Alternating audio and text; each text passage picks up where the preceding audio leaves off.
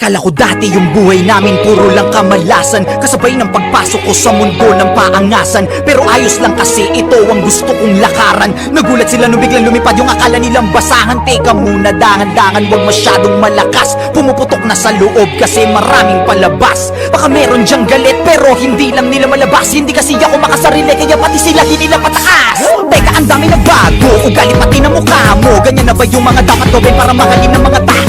Sa bagay sanay ka naman, no respeto daw kahit pa ba. No, kung gusto nyo ng respeto, tanungin nyo na sila kung magkano. Huwag magpapaapekto, kala mo perfecto. Lalo pag nagsalita na yung mga yang kala mo walang depekto. Samantalang ako ginawa ko lang lahat ng ito ng puro diretsyo. Habang ikaw kailangan may siraan ka para lang makaasenso. Para ka lang chismosong ginawan na lahat ng kwento. Isa kang kupal na manunulat, ya puro ka lang invento. Tinapakan, inangasan, sinabihan, umalis na lang ako rito. Nilabanan, hinayangan, kaya ngayon ako na ang paborito. Titirahin nyo ko si Balong lang nagdala. Huwag kayong mag-alala, meron din kaming dala. Ganyan naman yung mga ulule, mahilig mangumpara. Nagpapanggap na malawak ang utak, makitid pala. Tanga ka, halatang talangka ka talaga. Kung ako'y guro na awa lang, kaya ka nakapasa. Kala mo lang mataling na kulang ka pa sa tasa. Tumitira ng mabilis, naiintindihan ka ba? Simulan ko na to kung paano ko bumanat para bumakas sa mga tao. Kaya ko tumira kasi diba tinitira mo ko ng mga panahon na wala akong nakikita sa malayo. Pero di ko tinigilang mga bayo. Ngayon ay naging malinaw na malabo, pero di nyo makikita ang nakatago.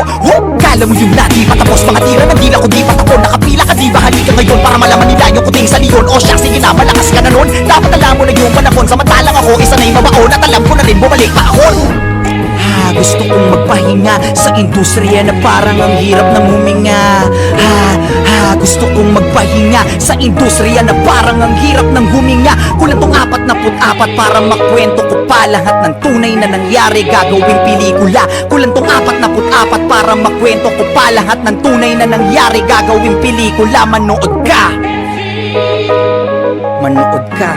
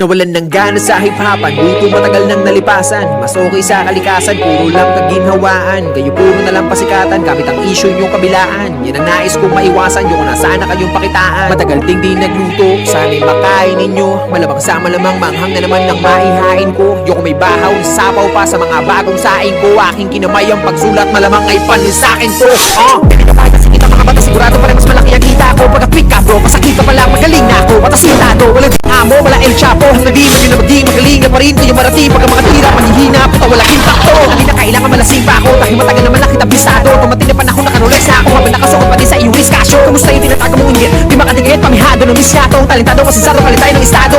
Isang big na no, mababaw ba? Alam ko, di nyo ako masisisi bro. Bakit? Pag nagmalalim ba ako, masisisid nyo? Binabase ko lang ang mga sulat ko sa mga utak nyo para magulat ko. Yung talukap nyo, malaoktal mo, kakatulak mo, kakulat ko. Tagal ko hindi ginawa to. Wala pa akong balak gawin, pero dahil sa inyo, ito na yun. Sige, tuloy natin. Madaming ayaw sa kirapper, matinugaw ako masyado. Matagal na po ako nagbago, sawa na ako magpakagago. Tabi ng labanan na panalo, pumaldo na rin ang mga bago. Ngayon nasa na yung mga gago, tamang hirit na lang pa ba ng balato? Kung inakala ninyo na madali lang lahat ito na gawin, akin ang tatapatin, nasasampalin yung mga pili magaling. Adik sa green, alak na gin, alol ka na, hindi ka natin, laka pa rin, kaya gawin, hanggang ngayon nakaasa pa rin. Kami yung issue sa eksena, name drop nyo kung may problema, puro parinig, walang payanig, bukod sa baduy, puta OA na. Tama na yung kababawan nyo, mga naunat kasabayan ko, puro katangahan naman yung pinagdadala nyo ng katapangan nyo. Ako na ako sa Palawan bro, goods na ako sa galawan ko, kaya sorry na sorry sa lahat ng naangasan ko. At sa mga kabataan, pumili ng hahangaan, patunayan nyo ang salita, kayo ang pag-asa ng bayan. Isa lang ang aral na tinuro sa atin ng panahon ngayon, kung ano man ang mayroon, di pang habang buhay yun. Kaya huwag nating sayangin ang bawat pagkakataon, ang salitang bukas, kaya bukas meron pa bang ganun.